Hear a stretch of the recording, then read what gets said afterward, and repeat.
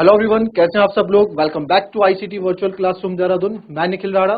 Class 9th and 10th का अपना जो हमारा क्लास ये चल रहा है उसी को कंटिन्यू करेंगे।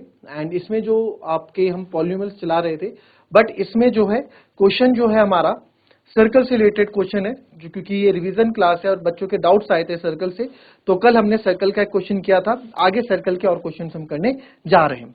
ठीक है, तो चलिए अपनी क्लास शुरू करते हैं। शुरू करने से पहले हमेशा की तरह थॉट ऑफ द डे लेके चलते हैं। तो आज का थॉट ऑफ द डे है बच्चों, if you are not willing to learn no one can help you, and if you are determined to learn no one can stop you. जी हाँ, if you are not willing to learn, अगर आपके अंदर कोई चीज सीखने की चाह नहीं है तो आप चाह के भी कोई कुछ चीज नहीं सीख सकते। बट वहीं अगर आपको कुछ चीज, अगर आपने चीज ठान ली, if you are determined to learn, तो no one can stop you, आपको कोई रोक भी नहीं सकता। रोक भी नहीं सकता का मतलब ये नहीं कि आपको हाथ पकड़ के रोक देगा, नहीं। इसका मतलब है कि देखिए, अगर कोई भी चीज, if you are not willing to learn, आपके अंदर कोई चीज सीखने की चाहत नहीं है, नहीं सीख रहे हैं आप वो, तो आप बेमन से कहीं बैठे हैं, बेमन से आपको कहीं बिठा रखा, तो आप वहां ध्यान रहेगा ही नहीं आपका। तो आप उस जगह जाएं जहां आपका मन हो, जहां इंटरेस्ट हो, उस चीज पे आप जाएं। अब कुछ बच्चे बोलेंगे हमारा तो स्कूल में बैठने का मन ही नहीं करता, पढ़ने का मन नहीं करता। अरे ऐसा थोड़ा ना होता है, ये तो बेसिक नीड है, तो करना पड़ेगा ना। स्कूल नॉलेज तो आपको चाहिए। तो यहाँ के लिए तो मैं ये बोलूंगा कि आप 35-40 मिनट, अगर एक लेक्चर कितने का होता है यार, 35 मिनट 40 मिनट का एक लेक्चर होता है, उसमें ध्यान लगा के बैठ सकते हो ना। टीचर क्या बोल रहा है सुन सकते हो ना। सुनोगे तो ही तो इंटरेस्ट डेवलप होगा, नहीं सुनोगे तो इंटरेस्ट कहां से डेवलप होगा, है ना। तो इस चीज पे ध्यान रखोगे। But when you are willing to learn, तो अब and if you are determined to learn, अगर आपने कोई चीज डिटरमाइन कर ली, ठान लिया कि नहीं मुझे चीज करनी ही करनी है, तो आपको चाह के भी कोई नहीं रोक सकता। इसका मतलब क्या है, छोटे से शुरू करेंगे। देखो एक सिंपल सा एग्जांपल मैं आपको देता हूं कि अगर कोई हमारे घर गेस्ट आते हैं, तो हम काफी बच्चे क्या होते हैं, यार आज गेस्ट आ रहे हैं, कोई दिक्कत नहीं, मजे से, कोई मम्मी पापा कोई कुछ बोलने वाले नहीं, अपना मोबाइल देखेंगे, पढ़ेंगे, पढ़ना है नहीं, खेलेंगे, टीवी देखेंगे, मोबाइल देखेंगे, कंप्यूटर खेलेंगे, जो भी बट है वो। बट वहीं अगर जो बच्चा डिटरमाइंड होगा अपनी चीजों को लेके, वो अपने गेस्ट के साथ थोड़ी देर बैठेगा, जो टाइम वहां लिया उस टाइम को आगे कवर अप करेगा कहीं, या अपने अलग रूम में जाएगा, या कहीं भी जो जहाँ पे वो अपने को एकांत वातावरण दे पाए वहां पे हो जाएगा, है ना। तो ये चीज कहां से आती है, ये डिसिप्लिन कब आता है, जब आपने कोई चीज ठानी हुई है। इफ यू आर डिटरमाइंड, अगर आप डिटरमाइंड हैं तो ही ये चीज आप कर सकते हैं, अदरवाइज आप नहीं कर सकते सर। बिल्कुल, अगर आप डिटरमाइंड है चीजों को लेके तभी तो आप कर पाओगे, अदरवाइज नहीं कर पाओगे। तो छोटे छोटे गोल्स लेके देखो यार, छोटे छोटे गोल्स लेके देखो। कभी एक चैप्टर लेके देखो कि यार एक चैप्टर ना मुझे 2 दिन में पूरा करना है, चाहे मैथ का हो, साइंस का हो, हिंदी का हो, इंग्लिश का हो, ये 2 चैप्टर मुझे एक दिन में पूरा करना है। इस तरह से पूरा करना है कि मेरे को, अब देखो नेट पे तो कहीं से भी आपको क्वेश्चंस मिल जाते हैं ना, कहीं से भी मिल जाते हैं क्वेश्चंस, कहीं से भी आप देखोगे तो क्वेश्चन, कहीं आपने कोई टॉपिक उठाया, फॉर एग्जाम्पल पॉलिनोमियल उठाया, डाल दो 20 क्वेश्चन ऑफ पॉलिनोमियल, करो उसको सॉल्व, तो आपको अपना अपना एवोल्यूशन भी हो जाएगा आपका कि यार मेरा, हाँ मैंने अच्छा करा, तो उसकी एक अलग खुशी मिलती है। तो ये डिटर्मिनेशन, छोटे छोटे गोल्स को अचीव करो अभी, फिर ये जो छोटे छोटे गोल्स आपके आगे जाके बड़े बड़े गोल्स बनेंगे। जैसे जैसे आप आगे बढ़ते रहोगे उम्र में, अपनी लाइफ में आगे बढ़ते रहोगे, वैसे वैसे हमारे गोल्स भी बढ़ते रहेंगे। ठीक है, तो चलिए अपनी क्लास शुरू करते हैं। जो हमारा क्वेश्चन था कल का, उस पर बात करने हैं। तो ये तो पहले का हमारा है, इसको हम नहीं पढ़ रहे हैं, अभी हम बात कर रहे हैं दूसरे चैप्टर्स की, तो उस पर बात करते हैं। ठीक है, एक क्वेश्चन है, 2 तरीके से आपको बताने की कोशिश करूंगा। ठीक है, दोनों तरीके से कोशिश करेंगे बताने की। क्वेश्चन मैंने आपको बोला था कि आप लोग करके आना, एडी भी बोला था और बोला था एपी भी निकाल के लाना। ठीक है, फिगर हमने बना दिया था। ठीक है, सिमिलरिटी से भी करेंगे और इसको सिंपल तरीके से भी करेंगे, कोई दिक्कत नहीं है, आपको पूरा समझा दिया था। जिस बच्चे ने क्या होगा अच्छी बात है, जिसने प्रीवियस लेक्चर देखे होंगे अच्छी बात है, तो नहीं देखें तो आप प्रीवियस लेक्चर देखेंगे, उसके बाद इस चैप्टर पे आए।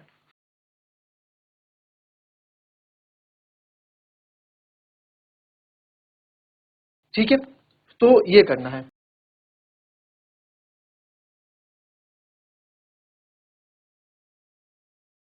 तो अब आप देखेंगे यहाँ पे, ठीक है, यहाँ पे हमारे पास क्या है, रेडिया ऑफ 2 कॉन्सेंट्रिक सर्कल, ये देखोगे आप 26 एंड 16 सेंटीमीटर है।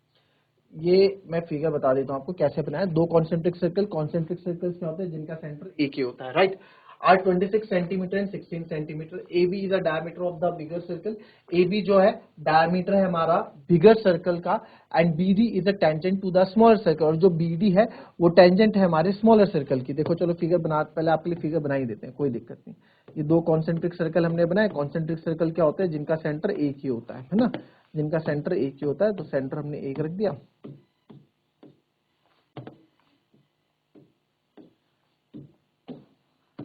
चलो आओ शुरू करते हैं। ये क्वेश्चन को। Radius of 226, AB is the diameter of the bigger circle. तो जो सर जो AB है ना वो बड़े सर्कल का क्या है, डायमीटर है। तो ये AB जो हमने बड़े सर्कल का डायमीटर रख लिया, AB हमने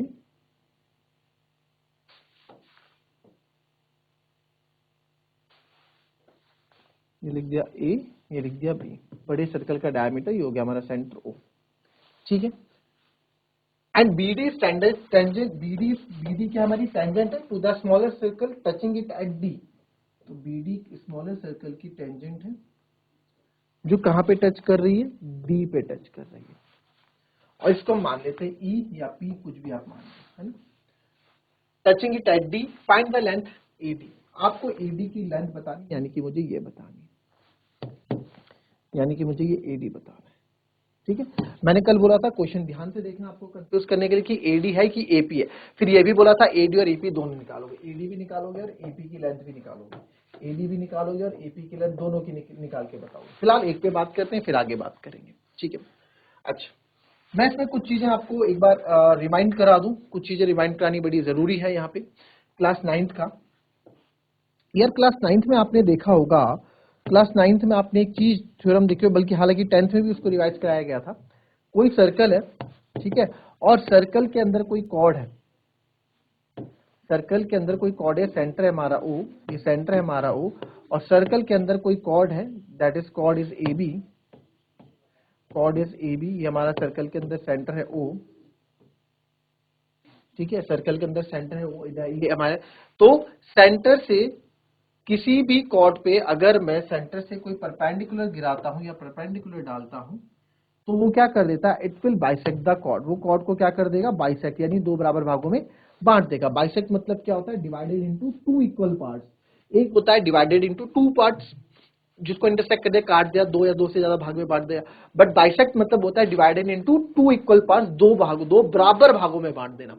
एक होता है दो भागों में बांट देना, एक होता है दो बराबर भागों में बांट देना। तो divided into two equal parts की बात यहाँ पे कर रहे हैं। तो आपको आप ये याद आया, ये थ्योरम याद आई कि अब line is drawn from the center of a circle to the chord of circle, it will bisect the chord। याद आई ये थ्योरम याद आई कि नहीं।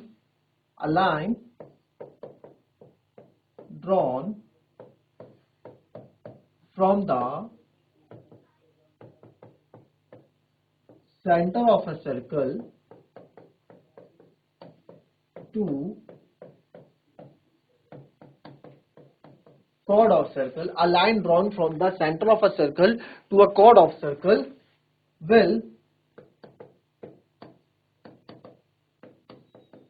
Bisect the chord. वो क्या करेगा, कॉर्ड को क्या कर देगा, बाइसेक्ट कर देगा। कहने का मतलब क्या उसका, ये रहा हमारा सर्कल, ठीक है, और ये रही हमारी कॉर्ड, ये रही हमारी कॉर्ड AB, AB नाम दे दिया। और ये सेंटर से अगर हम मान लो सेंटर है हमारे पास, ये सेंटर हमारे पास यहाँ है, और सेंटर से हम कोई परपेंडिकुलर डालते हैं अगर कॉर्ड पे, परपेंडिकुलर कोई लंब डालते हैं, 90 डिग्री का परपेंडिकुलर डालते हैं, तो वो क्या कर देता है, वो कॉर्ड को दो इक्वल पार्ट्स में क्या कर देता है, बाइसेक्ट कर देता है। कॉर्ड्स को दो इक्वल पार्ट में बाइसेक्ट कर देता है। C नाम ले लो, तो मैं बोल सकता हूँ AC इक्वल टू क्या हो जाएगा, CB हो जाएगा, ठीक है। या फिर हम ये भी बोल सकते हैं जो AB है वो क्या है, 2 टाइम्स है किसके, AC का, और AB जो है 2 टाइम्स है आपके BC का। ये भी तो बोल सकते हैं कि सर जो AB है ना, जो AB है ये 2 गुना है किसका, AC का। भाई अगर ये पूरा 10 है तो मैंने बोला बराबर बराबर भागों में बटेंगे, ये 5 होगा, ये भी 5 होगा। तो AB क्या है, 2 टाइम्स है AC का, AB पूरा AB क्या है, 2 टाइम्स है BC का। ये बोल सकते हैं, या मैं ये भी बोल सकता हूँ कि सर AC ना हाफ है AB का, ये भी बोल सकते हैं, AC equals to half of AB। मतलब बोलने के तरीके अलग अलग है, ठीक है, ठीक है। विकास और जैसे हम बोलेंगे, ठीक है, विकास और वैभव दोनों भाई हैं। वैभव विकास का भाई है, वैभव विकास का छोटा भाई है। वैभव विकास वैभव से 2 साल छोटा है। तो कुछ भी मतलब रिलेशन तो भाई का ही है ना। तो वही चीज है कि भैया AC इक्वल्स टू AB भी बोल सकते हैं, AC जो है हाफ ऑफ AB है यहाँ, ये भी बोल सकते हैं, और AB जो 2 टाइम्स ऑफ AC ये भी बोल सकते हैं, ठीक है। तो एक कॉन्सेप्ट आप समझ गए, ठीक है, एक कॉन्सेप्ट ये समझ गए आप। और आपको एक तो पता ही है angle in a semi circle is 90 degree. अच्छा, मिड पॉइंट थ्योरम याद है क्या, चलो पहले बात करते हैं, पहले इसमें पहले यहीं से शुरू कर लेते हैं। आते हैं क्वेश्चन में। तो सर क्वेश्चन में गिवन क्या है, हमें सबसे पहले गिवन हम लिखते हैं,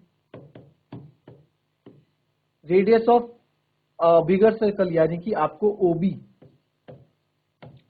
दे रखा है 26 सेंटीमीटर, क्योंकि रेडियस है उसका भाई।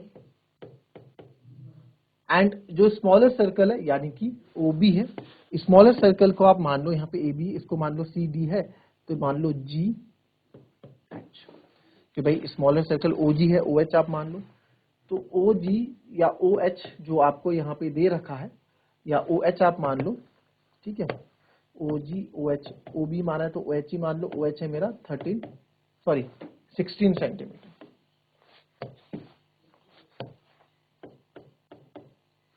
ओ बी कितना है सर, 16 सेंटीमीटर है, हमने लिख दिया, ठीक है। आप चाहो तो लिख लो कि सर जो ओ बी है ये तो पूरा है हमारा 26, और ओ एच है ये हमारा है 13। तो यहां भी इधर भी ऐसे ही होगा, ठीक है। चलिए, ए बी इज डायमीटर हमने लिख दिया, यहां लिख देंगे given A B is diameter, A B is diameter of bigger circle, क्योंकि गिवन के भी नंबर होते हैं, ठीक है। And B D is tangent to the smaller circle, और ये हमारे पास गिवन में लिखे हैं। और दूसरा क्या है, पहला जो दूसरा B D is tangent, B D is tangent to the small, पूरा आप लिख रहे हैं ना, B D is tangent to the smaller circle, ठीक है। चलिए, अब मैं क्या करता हूँ, एक कंस्ट्रक्शन यहां से करेंगे। उस कंस्ट्रक्शन में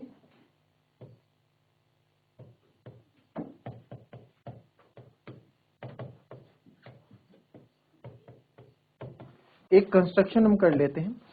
और कंस्ट्रक्शन क्या है, हम ड्रॉ करेंगे परपेंडिकुलर। यहां अगर मैं एक परपेंडिकुलर ड्रॉ कर देता हूं,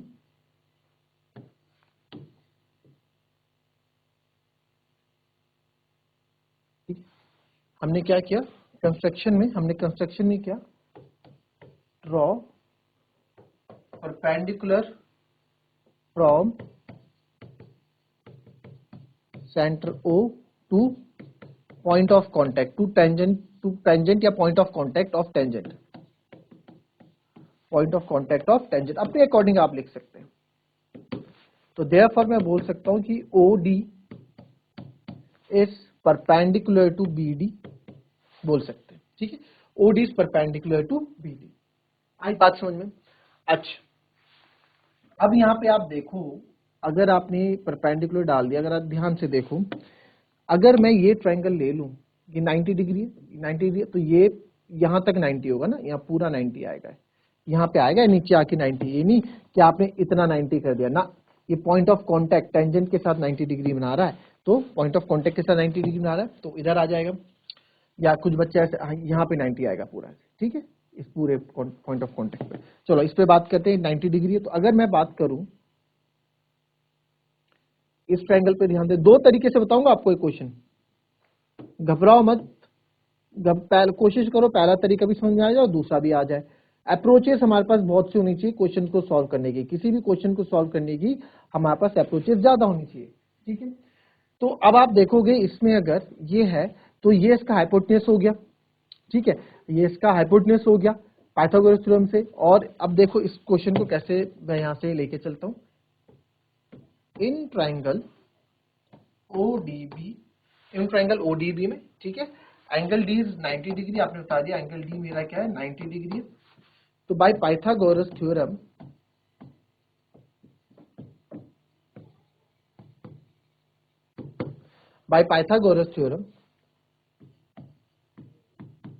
ओबी square is equals to OD square plus BD square, ठीक है। OB square is equals to OD square plus BD square. तो ओबी स्क्वायर आपका कितना हो गया सर, 13 का स्क्वायर हो गया। ओडी स्क्वायर क्या हो गया सर आपका, ओडी स्क्वायर आपका हो गया यहाँ पे ओडी। अब ओडी क्या है बच्चों, ध्यान से देखो, ओडी सेंटर से यहाँ छोटे सर्कल पे, यानी कि रेडियस होगा छोटे सर्कल का रेडियस, और रेडियस ऑफ स्मॉलर सर्कल आप लिख दो, यहाँ पे बता दो ये क्या है, रेडियस ऑफ स्मॉलर सर्कल, और ये है रेडियस ऑफ बिगर सर्कल।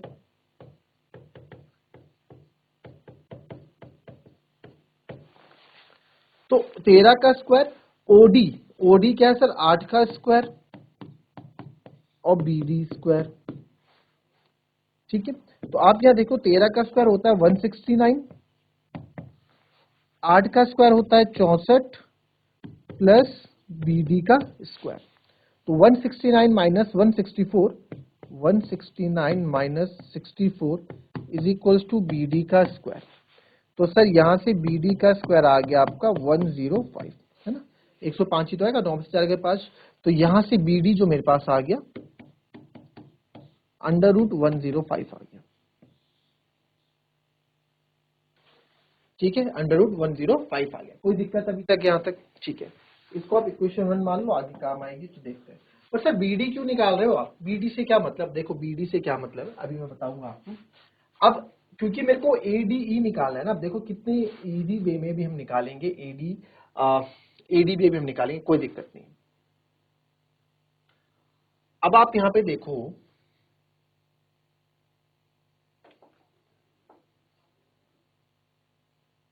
क्या कर सकते हैं सर इसमें अब बिकॉज, क्योंकि D is because OD is perpendicular to BD, या बीपी भी बोल सकते हो, बीपी के परपेंडिकुलर है, और हमें पता है कि वो एक कॉर्ड है, बीपी के परपेंडिकुलर है, यानी कि बीडी के परपेंडिकुलर तो बीपी के परपेंडिकुलर भी, और बीपी क्या है मेरा कॉर्ड है, एक तरह से कॉर्ड है बड़े सर्कल की बीपी। ठीक है, यानी कि कॉर्ड ऑफ बिगर सर्कल। ठीक है, ओपी परपेंडिकुलर टू बीपी है, तो देयरफॉर अभी थोड़ी देर पहले हमने पढ़ा किसी भी सर्कल के सेंटर से किसी कॉर्ड पे अगर परपेंडिकुलर डलता है तो उसको वो क्या कर देती है, बाइसेक्ट करती है, दो बराबर भागों में बांट देती है। तो बिकॉज ओडी परपेंडिकुलर बीपी, तो therefore PD is equals to DB, ये बोल सकता हूं, PD is equals to BD बोल सकते हैं। रिजल्ट ले लो सेकंड, भाई रिजल्ट में इक्वेशन बनाने में कुछ जात होना रहा है, इक्वेशन 1 इक्वेशन 2 लिख लो, क्या पता काम आ जाए, आए तो ठीक, नहीं आए तो कोई तो भी ठीक। ठीक है सर, अब क्या कर सकते हैं सर इसमें जो आप बोल रहे हैं, अब क्या कर सकते हैं इसमें? अब आप यहाँ पे देखो, ये आपने कर दिया, रीजन आप वही लिख देना जो मैंने आपको भी पहले लिखा है। कौन सा? Centre of a line drawn from the centre of circle chord will bisect the chord. ठीक है, वो रीजन आप यहाँ लिख देंगे। ठीक है, अब एक बात देखो, अगर मैं ए और पी को ज्वाइन कर दूं, अगर मैं ए और पी को ज्वाइन कर दूं तो बिल्कुल सही है, बिल्कुल। अब आप यहां देखें, एपी को ज्वाइन करने पे मिड पॉइंट थ्योरम कितने बच्चों को याद है? 9th क्लास वालों को तो याद ही होगी। 10th को मिड पॉइंट थ्योरम क्या बोलती है? मिड पॉइंट थ्योरम सर हमारी ये बोलती है कोई भी ट्राइंगल है अगर, ठीक है, मिड पॉइंट थ्योरम एक बार याद दिला देता हूं, मिड पॉइंट थ्योरम क्या बोलती है, मिड पॉइंट थ्योरम भी याद कर लो, क्या बोलती है, किसी भी ट्राइंगल के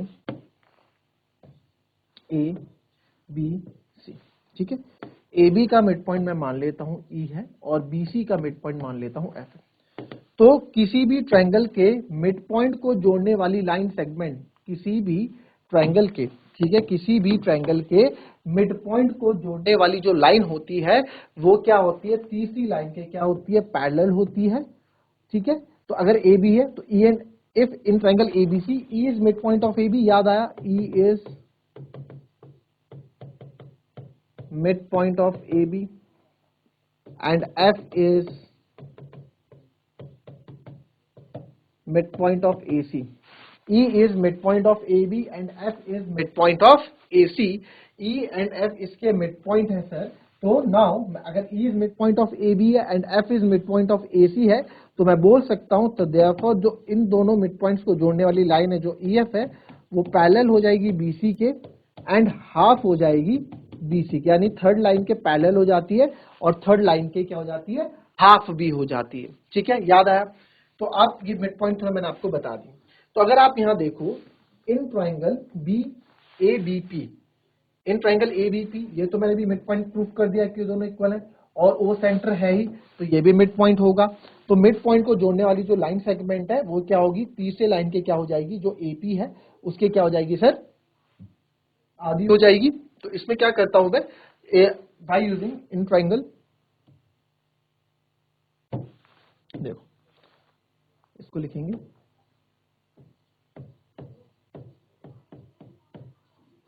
in triangle APB, in triangle ABP लिख दो या एबीपी लिख दो, चलो कुछ भी लिख दो, एबीपी ही लिख दो, एबीपी नहीं, in triangle ABP, in triangle ABP में आप देखो, एबीपी में by mid point theorem,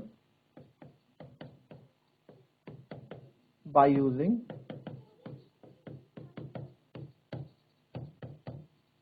mid point theorem, sir mid point theorem से मैं बोल सकता हूं OD is parallel to AP and half of AP. तो ओडी क्या है sir, OD is half of AP मैं बोल सकता हूं। और ओडी मेरा, अगर ओडी हमारा क्या था, ओडी हमारा रेडियस है, रेडियस है बिल्कुल सर। तो ओडी कितना है 8 और equals to half of AP. तो यहां से अगर मैं चाहूं तो एपी कितना आ जाएगा मेरा 16 सेंटीमीटर आ जाएगा, एपी 16 आ जाएगा, 8 टू 16, एपी 16 आ जाएगा, बिल्कुल सर एपी मेरा 16 यहाँ पे आ जाएगा। ठीक है, ये थोड़ा 9th एंड 10th का मिक्सअप है, इसका सिमिलरिटी से भी इस क्वेश्चन को हम करेंगे, सिमिलरिटी से कैसे करना है, बट अभी कॉन्सेप्ट आप यहाँ पे समझ लो। तो सर ये हमारा कितना हो जाएगा, ये हमारा 16 हो गया, 8 हो गया, 16 हो गया, ठीक है ये हो गया। अच्छा सर इसमें एक चीज और देखो, इसमें एक चीज और आप देखो, और क्या कर सकते हैं सर, इसमें मेरे को लेंथ ऑफ एडी निकालनी है ना, बस आ तो गया। अब मेरा यहाँ पे देखो, मेरा यहाँ पे क्या फोकस रहने वाला है, एडी का है, अब एडी पे भी मेरा ध्यान है साथ साथ, तो एडी पे यहाँ ध्यान गया, एडी पे मेरा ध्यान गया, तो देखो कितना बढ़िया यहाँ पे हमने देखा, एडी पे जब ध्यान गया ना, जब एडी पे ध्यान गया, ये रहा एडी है ना, एडी पे ध्यान गया, एडी पे बताता हूँ, एडी पे जब ध्यान गया तो यार ये एडी निकालना है, एपी मेरे पास आ गया, पीडी भी मेरे पास आ गया, लगभग जितना बीडी है उतना पीडी है, पीडी भी मेरे पास आ गया सर। तो एडी निकालने में क्या दिक्कत है यार, एडी निकाल तो लूंगे। अब एक चीज आप देखो, आपको एक चीज पता है, मेरे को एकदम ध्यान आया अभी देखते हुए कि ये आपका 90 डिग्री होगा, ये आपका क्या होगा 90 डिग्री। अरे सर ये कैसे 90 डिग्री हो जाएगा, ध्यान से देखो, ध्यान से देखो एक चीज को बच्चों, जरा ध्यान से गौर करो, ये डायमीटर है, यानी कि यहां से सर्कल आधा आधा हो जाएगा, बड़े सर्कल की बात कर रहे हैं तो बड़ा सर्कल आधा, छोटा सर्कल भी वहां से आधा, डायमीटर मतलब बीचों बीच सेंटर से होके जाता है। और ये आया आपका, ये आया आपका, कुछ याद आया, कुछ याद आया भी, सोचो सोचो सोचो, कुछ याद आया होगा, सर्कल का पड़ा हुआ है, काफी बार यूज हुआ है, मतलब बहुत कम यूज भी होता है, बट थ्योरम का ही पार्ट है, 9th में भी है, 10th में भी है, पढ़ा होगा आपने, बताओ। टाइम ज्यादा बचा नहीं हमारे पास, आज मेरे ख्याल से क्वेश्चन का एक ही पार्ट हम कर पाएंगे, ठीक है चलो, एक ही पार्ट मतलब क्वेश्चन को एक ही तरीके से कर पाएंगे, दूसरा तरीका मैं आपको कल बता दूंगा, कोई इतनी बड़ी बात है नहीं। अच्छा एपी निकालने के लिए बोलता है, एपी आपका आ गया है ना, आ गया, एपी 16 आ गया, कोई बड़ी बात नहीं थी, एपी पहले हमने फोकस किया एपी के लिए, तो एपी मैंने निकाल ली, ठीक है। तो अगर एपी एडी दोनों निकालने के लिए बोले तो आपको एपी निकालना भी आना चाहिए, एपी आपने ऐसे निकाल दिया, ठीक है चले। और एपी में तो हमें इतनी झंझट करनी भी नहीं थी, एपी में क्या करना था, एपी निकालने के लिए एबीडी था, ये ट्रायंगल इसको ज्वाइन कर देना था एपी के लिए, और ये तो ये मिड पॉइंट, जैसे आप सेंटर डालते तो मिड पॉइंट तो हो ही जाता, डी मिड पॉइंट हो जाता, ओ मिड पॉइंट हो, ये मिड पॉइंट है तो मिड पॉइंट थ्योरम से ओडी तो यहाँ 8 था ही ऑलरेडी, तो 8 और 8 16, इतना सब करने की जरूरत थी भी नहीं, वो तो बहुत इजी था है ना एपी निकालना।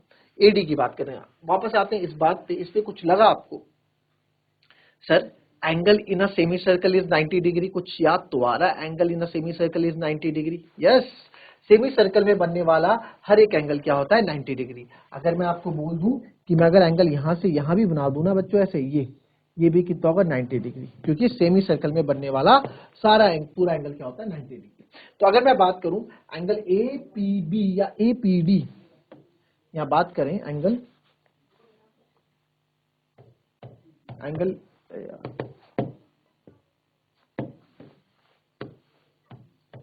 एंगल ए, क्या है अटक रहा है पेन बहुत,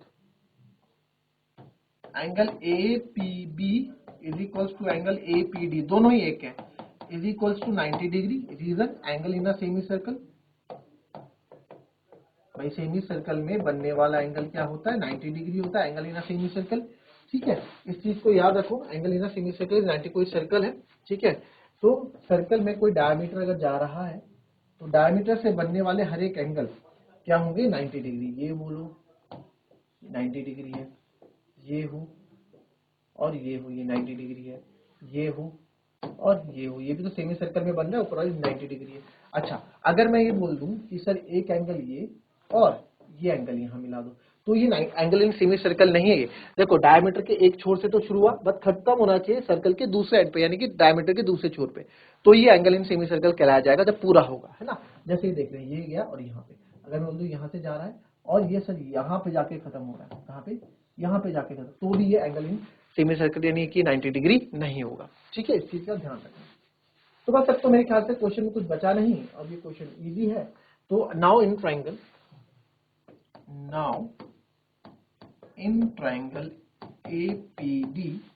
एपीडी हम लेंगे, यानी एपीडी हमने लिया। अगर ये 90 डिग्री है तो 90 डिग्री के सामने वाला क्या हो जाता है, हाइपोटेनस हो जाता है। Using Pythagoras theorem AD square is equals to AP square plus PD square. AD तो मुझे निकालना है sir, AD square, AP square अभी तो निकाला सर 16 का square, PD square. Sir PD, BD और पीडी दोनों ही इक्वल थे तो 105 का स्क्वायर हो जाएगा, यानी कि अंडर रूट 105 का स्क्वायर। कोई दिक्कत नहीं सर। तो एडी स्क्वायर सर यहाँ पे हो गया आपका 16 का स्क्वायर होता है 256, ये तो 105 ही होगा। ठीक है, तो अब यहाँ पे देखो कुछ मेरे को यहाँ पे लग रहा है दिक्कत तो नहीं हो जाएगी। 16 का स्क्वायर 256, तो 256 6 5 11 5 1 6 2 1 3, 361।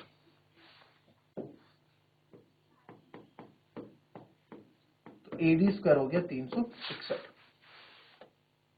कोई दिक्कत किसी को? 26 और 16 था ना? ओहो, अरे 13 क्यों लिया, मेरे को समझ में नहीं आ रहा है। ये 26 था और OB 26 था और OH 16 था। 13 किस खुशी में ले लिया भाई, 16 का आधा कर दिया 13 से। ये 16 है बच्चों, है ना, वही मैं सोचूं यहाँ पे कुछ दिक्कत यहाँ पे। तो OD अगर मेरा 16 है तो 16 का जो डबल होगा वो कितना होगा। OD मेरा अगर यहाँ पे 16 है, मैंने आधा कर दिया, 8 कर दिया उसको, 16 का आधा 8 कर दिया, दिमाग नहीं कर रहा। OD मेरा 16 है, कहाँ पे देखेंगे अभी, यहाँ पे तो नहीं है ना कहीं,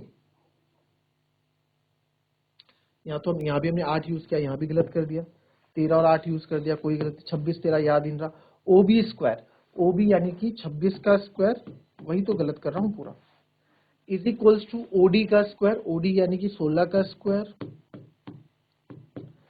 प्लस BD स्क्वायर, BD का स्क्वायर सर यानी कि ये आ जाएगा।